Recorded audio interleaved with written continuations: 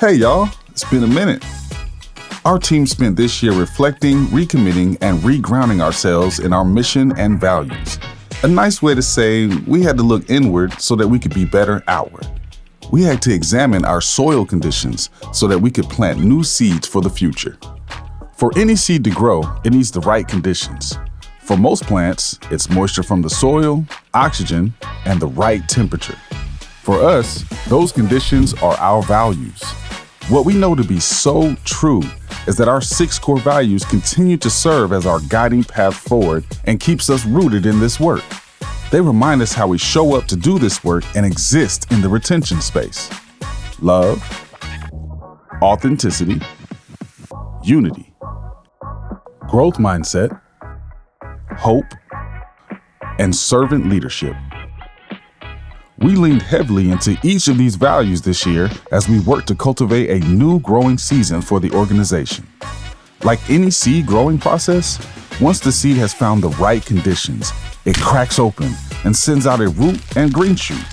During the germination period, the seed takes time to absorb water and takes in nutrients to begin its transformation. Our team did just that. We gave ourselves time to build and strengthen our internal systems like operations, data collection, and communications. We knew that to move forward in this next season, it would require significant time, deep reflection, and evaluation. Before we get into all the details, we want to thank all our partners who worked alongside us during the germination period. Our village is what got us here, and our village is what sustains us. We are so grateful for their support. Thank you. Okay, so let's get to the stuff you really tuned in to hear. How did PG spend the year supporting male educators of color?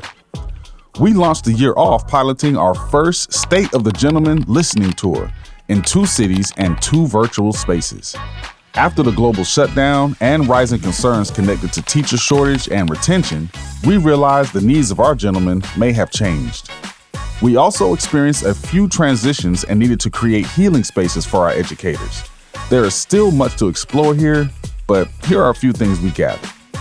Our gents desire to build community in person. Virtual served its purpose during tough times, but there's nothing like the power of positive energy filling the room with strong brotherly love.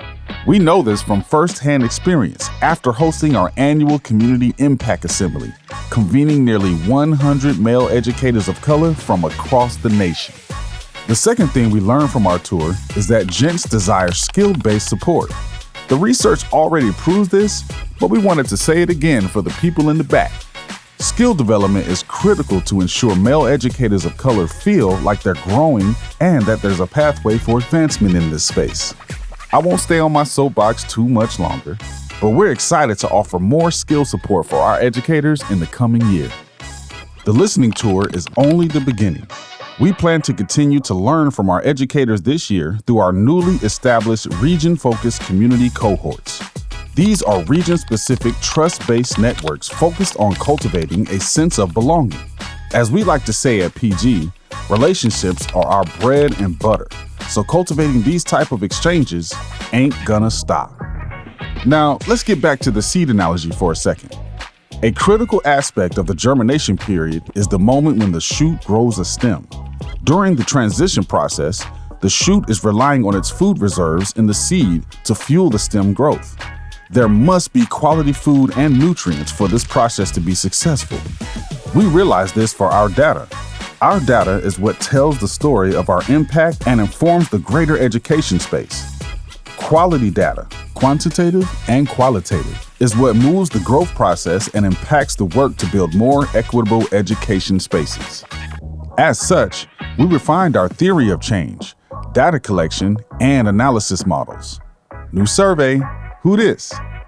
We can now better track and measure our impact beyond our retention numbers, and we certainly can't wait to share with you all in the upcoming year. Speaking of quality data, let's drop some of these stats from this year. We grew our network to 827 male educators of color, with North Carolina, Georgia, Illinois, DC, and New York representing the top 5 areas in our membership. This year, 332 gents received at least one level of support from PG's social and emotional wellness, professional and personal development programming. One of our gents shared that these workshops and this community gave him a second wind in education and a community that he loves and cherishes. Learning that feels like a win in itself and motivating us to continue building spaces where all our gents feel this. 92% of our survey respondents indicated that they will be returning to education for another academic year, and 76% indicated they desire to remain in education for 7 or more years. 37% of our respondents took on new leadership opportunities this year, and 22% received a promotion. Let's clap it up for these growth moments for our gents. We see you. Let's move to our school and district partners. We know that it requires a collaboration and collective effort to address retention challenges for our male educators of color. One of our education partners experienced 93% retention of their educators participating in PG's programs. As we emerge from our regrounding season, we remain committed to building trust-based networks of male educators of color that provide a sense of belonging, develop essential skills, and fosters mentoring relationships across the nation. We are excited to roll out some of our new initiatives this year, so stay tuned and locked into our work. Now that we're done germinating, it's growing season, y'all.